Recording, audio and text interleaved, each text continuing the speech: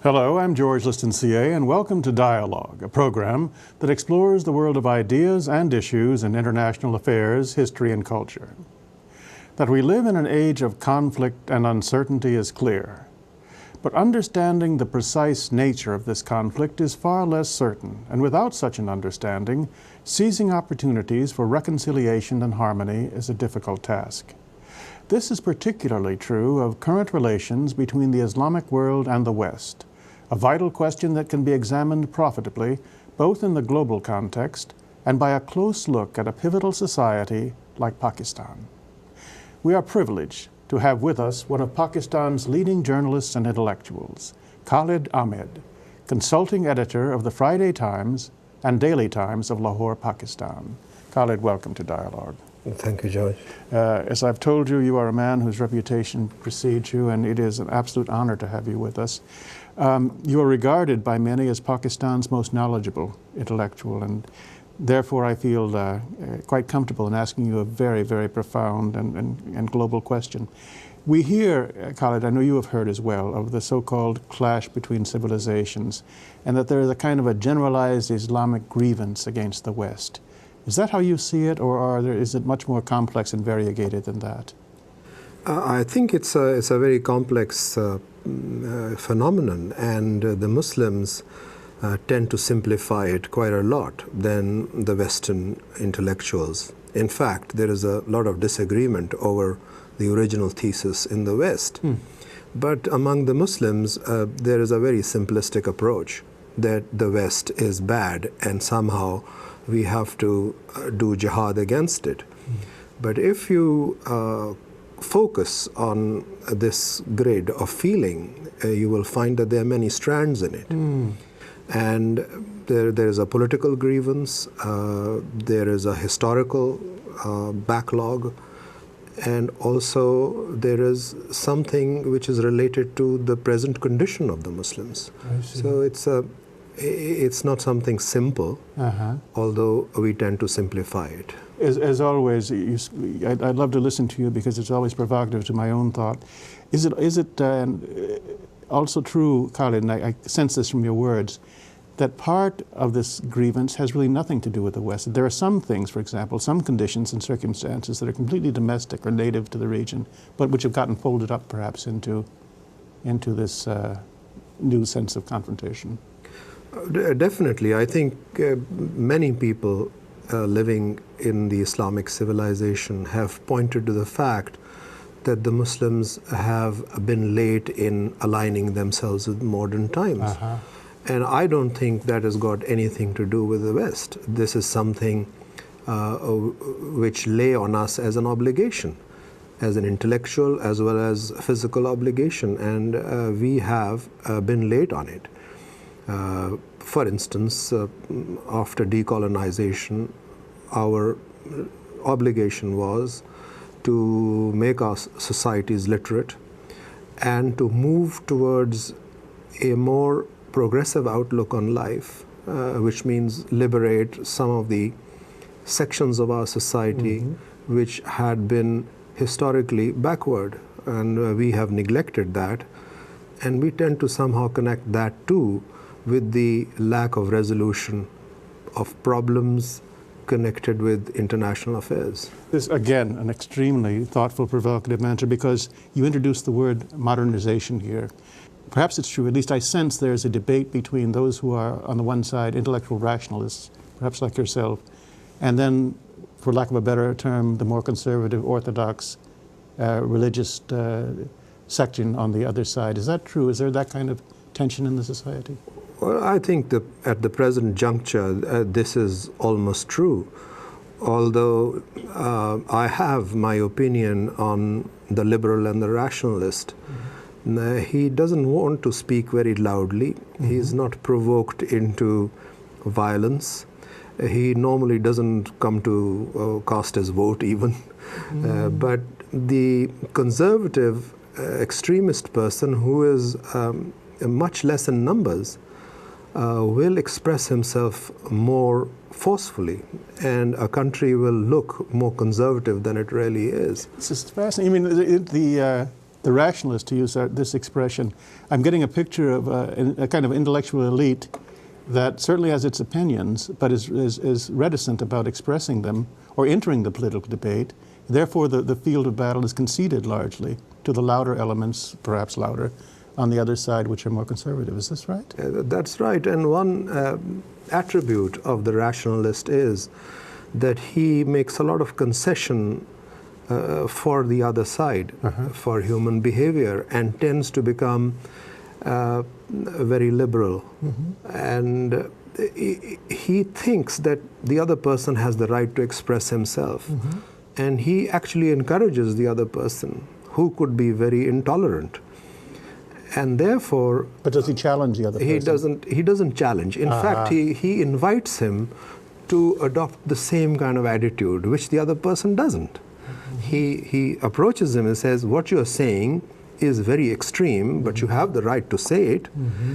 And let me invite you to my way of thinking and listen to me also. But that second part doesn't happen. And in Pakistan also, I think the vast majority of the people are liberal people. Society has grown up in a culture which was a culture of tolerance. There was no sectarianism to begin with. And now, because of the nature of the state and our international connections, society has been forced to become intolerant. And it has been offered incentives to become more conservative.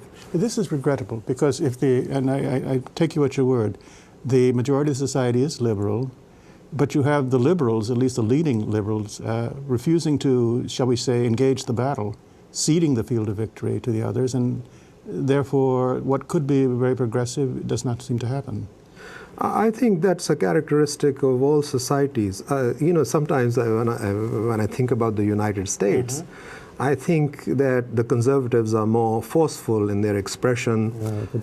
They go to vote with great enthusiasm, and if somebody loses, it is not because the liberal vote has increased, it is because the conservative voter wants to punish. That's right. And I think this is true of all societies, that the liberal rationalist person will stay away from conflict. He will not think that it is worth his while to risk his life to carry an argument. You know, that is a very valuable insight. One of the great joys of doing conversations like this is you make me think about our own society. And I think you're absolutely right. But what's the practical effect of this, Khaled? For example, let's take a specific issue, like women's rights, of which we hear so much in Pakistan, the hudud laws and such, the role of women entering evidence in courts and that kind of thing. How does this lack of debate, perhaps, play out in the practice? Do women's rights get advanced at all? Let me say one thing in favor of the liberal who is now marginalized. I think his voice has become muffled also because of the evolving nature of the state. We called it an ideological state because when we became free in 1947, the model was the Soviet Union, and we thought to have an ideology is more meaningful than not having an ideology. We thought as if without ideology we'll wander aimlessly. And since we had our religion, for which we had cultivated a kind of separatism in India, we thought that that would be our ideology. When we started calling Pakistan an ideological state, our politicians were not really aware of where they would go from that point. And I think it is the state which has pushed us in the direction of suppression of women's rights. The laws that were brought in the name of Islam were not brought in by popularly elected governments. And it is amazing that it is ideology which justifies all that. In fact, the perfectly ideological state has no opposition, as in Iran. In the Soviet Union, there could not be an opposition party because you are in real sense, a utopian state. And in a utopia, who could oppose it? So everybody, say there's a basic agreement on what the state would be. The only thing is that Pakistan has always been an imperfect ideological state. Because if it were to become perfect, which it wants to, then it would be like Iran, where democracy is simply an electoral institution without the important factor of opposition in parliament. And if it were to become perfect, it occurs to me, you would not be possible. That is to say, the free press would not, the freedom of press would not. I think a lot of things will go because in our neighborhood we had, of course, another experiment of the caliphate, which was the utopian Islamic state, which was set up by the Taliban, and we supported that, we recognized that.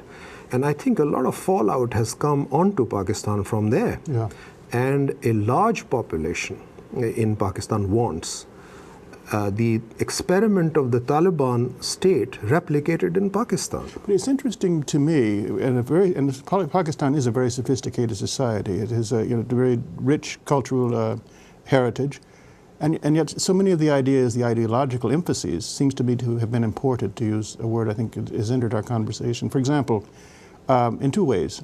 I'm thinking of the unintended consequences, if you will, of the Afghan jihad, where the Pakistan intelligence services really supported the Taliban, but then that ideology or some strains of it got imported back into the country. Is that right? Yeah, it was a very complex phenomenon because I think that what is now Pakistan was composed of a tribal society. The British came there and they settled it, they created cities, they gave rise to urban culture, and we moved away from tribalism. But a large part of Pakistan, in my reckoning about 60% of Pakistan's territory, is still what is called the ungoverned space. Waziristan and such? Well, I would say the 7 agencies, including Waziristan, which is all along the Afghan border. The entire province of Balochistan, which is the largest physical entity within the country, about 42% of the territory, has no normal writ of the state. And then I would add to that about 85 miles downstream Indus when it falls into the Indian Ocean. And that is the area of the river Meander where which is called a no-go area, and people still fight tribal wars there. And I think what attracted us to the warrior from Afghanistan was his tribal nature, because we had a very recent memory of being tribal. And our army, which was defeated in 1971 in East Pakistan and was no longer willing to take part in any other conflict, saw these private warriors looking like the traditional tribal warrior, and fell in love with it. I can see how that influence would be very powerful, very romantic, and also a connection with a storied past. And I can see how that influence would work back from Afghanistan into Pakistan, just the way you describe. What about another source of influence, which I've heard of at least, coming from the Gulf states, coming from Saudi Arabia, the Wahhabi sect of Islam, as a growing influence in the way that Pakistan viewed Islam and society? Allow me to say that as a part of India, Muslims had two very vital connections. Their culture came from Persia, Iran, and it's deeply embedded in us, and our language is closer to Persian. And as you know, Persian is close to Arabic in terms of its vocabulary. And therefore, the language we speak has the structure borrowed from Persian, but a lot of vocabulary from Arabic. While our poetry and literature is linked to Iran, our religion has always been linked to what is now Saudi Arabia. This connection became more important and became underpinned with very realistic factors when our people started going to the Gulf and started working there. When would that have been? I think that I would say is in the late 70s. Okay. And that is around the time when the Islamic Revolution occurred in Iran. Exactly. In 1979, after the revolution, there were disturbances in the Gulf, and there was a kind of beginning of an uprising among the Shia communities which lived among the Arabs but were oppressed. There was a very strong reaction from the Gulf states, who traditionally have stayed away from forming their own armies, right, which is a very wise step, because among the Arabs, if you have an army, it tends to take over, and the colonel then rules for another 30 years. And I think they relied on Pakistan to give them that kind of defense. Right. And that is when I think our connection with Saudi Arabia and the Gulf states became very firm, and with that came the faith. That is extremely helpful, because that gives me an historic context to understand something I'm going to pose in this question to you, because that seems to me also at the time the General Zia-ul-Haq, did he or did he not begin to, how to put this, kind of emphasize, if you will, the role of conservative Islam in Pakistani society? That may be the most...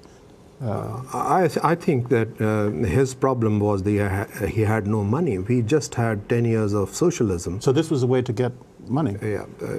Let me say that it's a very interesting thing which happened in Pakistan. We had a long phase of socialism in which we nationalized most of the economy, as a result of which the economy collapsed.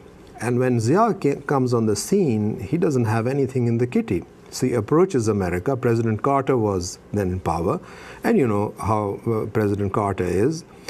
He knew that this man is a dictator, even if he is pro-American. He judged him harshly, and he gave him nothing. At that point, Imam Khomeini started threatening the Gulf states and Saudi Arabia. They immediately formed what is called the Gulf Council, and Saudi Arabia turned to General Zia for help.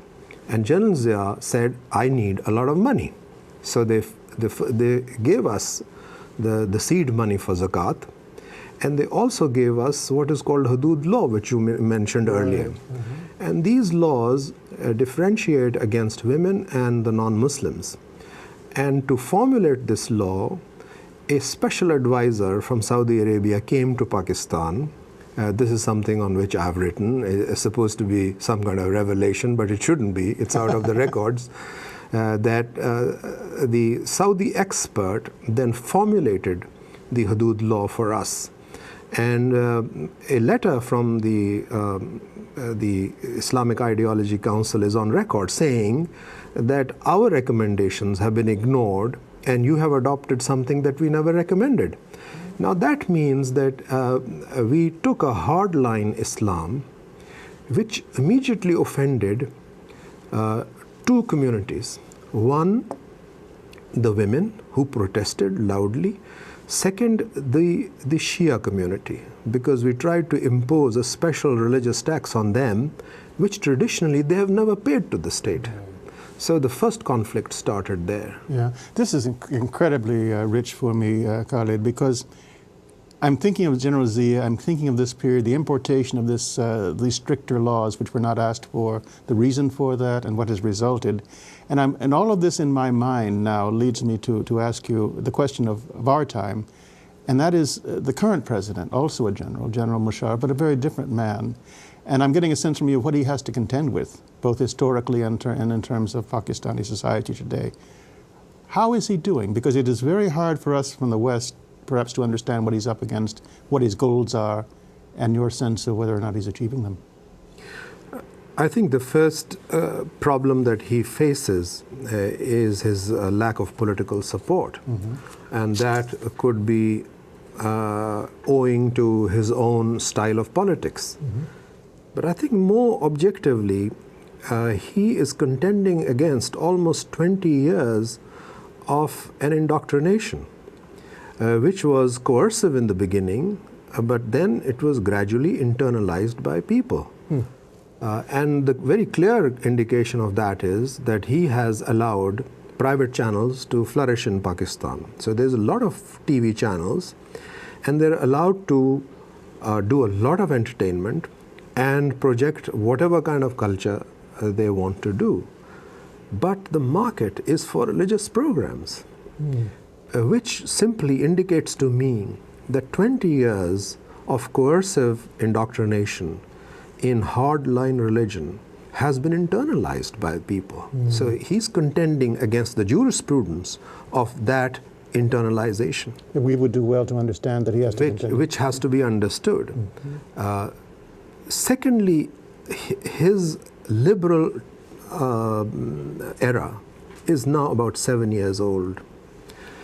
In these 7 years, he has actually progressed much more than General Zia did with his coercive methods.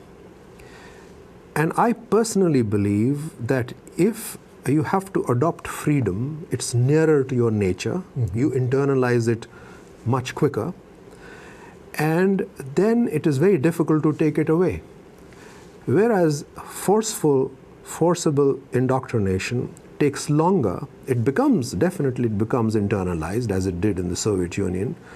But once you want to overturn it and roll it back and usher in a liberal era, it's not so difficult. The only thing is that he has himself defined his government as a transitional government, which means that he's constantly promising that he will go away. And you think he's sincere in that? And when he says that I'm probably not going to go away this year, I promised earlier, but this year I'm not going to go away, I think it costs him politically quite a lot. Yeah, it has led to some cynicism. Yeah, but my view is that if we are allowed to be liberal and free, and if our media are allowed to be free as they are today, which is unprecedented in the Islamic world, I don't think there is any other Islamic society with this kind of freedom, which I think the world should realize that if we are allowed to, let's say, live 10, 15 years like this, I think we will have internalized the freedom that we really need. You do make a very strong case for that, both in your conversation today and in the work that you do. And that work that you do, and I want to introduce you kind of personally to our audience now, springs from your childhood, from your roots in your family. I understand your father was an army officer of a very liberal philosophy. You were raised, obviously, with books, with a love of language and of geography, I know, which makes you a part of, not just a part of Pakistan, but a part, I think, of Pakistan's progress and its future. And I'm gathering from everything you've said, you have a strong sense, not just of faith, but of optimism, that in even the long run, the forces of destiny are on your side, that Pakistan is progressing, it is becoming more liberal. The debate is worth engaging. Yeah, I think Pakistan has a future. The only thing is that if you start arguing in favor of this kind of Pakistan, which has a bright future, a liberal society, a moderate temperament, the argument that you bring in are still not liked by people in Pakistan because of our nationalism. And that nationalism is India-centric, and that is understandable. You are the weaker state, and you are anti-status quo, and you want to fight a just war with India and hold it to account. Therefore, your nationalism says that you will have no truck with India. But you also believe, I know you believe, that Pakistan can have much more cooperative relations with India. I go much deeper than that. I see two waves coming over us. One wave has actually come from Afghanistan, and that was the hard Islam, which the Arabs who were fighting the war there and the Taliban unleashed on us. And that has appealed to a large population in Pakistan, basically one ethnic entity called Pashtun. The other wave, which is much more natural to us because we cut ourselves off from that part, is the Indian culture. Now, unfortunately, culture is always entertainment. If there was no Hollywood, nobody would know about the United States. Similarly, when we adopted hard Islam, the first victim was our entertainment, because most of our culture is mixed up with mysticism and entertainment. And hard Islam is against both, because the Arabs never learnt mysticism. The Iranians did, and they have now become hard, so they don't care too much for mysticism. But the fact is that our mysticism and our entertainment are mixed, and we sing and dance quite a lot in our culture. And when General Zia came and he regimented us, we surreptitiously reached out to Indian entertainment. And today, if you go to any Pakistani house, you will find that the television is on, but we are watching Indian television. And Pakistani is constantly listening to Indian songs. And amazingly, India, in terms of their songs, have not broken away from Urdu, which is our language. Right. So they're constantly singing in our language, which is extremely seductive. Now, for a Pakistani, this is a blemish. For me, this is the only way to go. You know, and I am on your side. I sincerely am, because it's so interesting. A conversation with you, as I knew it would be, is marvelously fascinating. And what you've told me in these last moments is that it may be Hollywood here, but it's Bollywood there. That's right. The influence. That's right. Khaled? And many countries, for instance, all Central Asia, all of Africa, Afghanistan, is now living off these movies from Bombay. I'll tell you one thing, man, as I thank you for this conversation. I want to have you back here to continue this, because this has been just what I hoped, a real insight into a country by a man who's given a lot of thought, not just to his own country, but to the world. Thank you, Khaled Ahmed. Thank you, George. And that's our program. We appreciate your comments, and you can reach us at dialogue at wilsoncenter.org. I'm George Liston, CA, and you've been watching Dialogue, a co-production of the Woodrow Wilson International Center for Scholars and MHC Networks. Dialogue's also on the MHC Worldview channel, which is available to public TV stations nationwide. For more information, go to www.mhcworldview.org. And please join us again right here next week. And thank you for watching this week. Thank you, Khaled. That was fantastic.